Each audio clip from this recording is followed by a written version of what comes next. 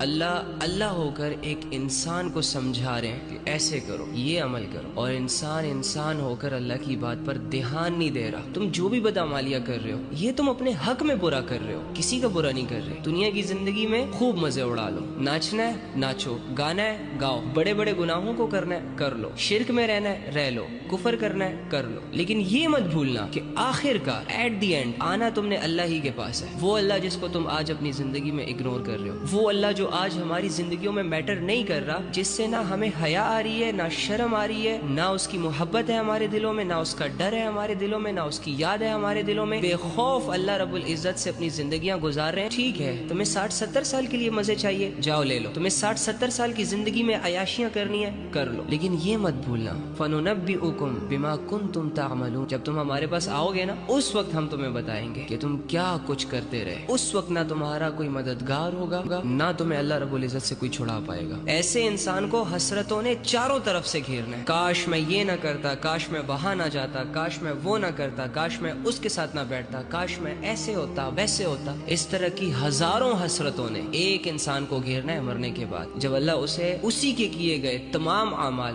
کھول کھول کر دکھائے گا جو وہ بھول چکا تھا، لیکن اللہ تو بھول سے پاک ہے۔ تو ایسی حسرتوں سے بچنے کے لیے ضروری یہ ہے کہ تم اپنی زندگی اپنے اللہ کے بتائے ہوئے طریقوں پر گزارو۔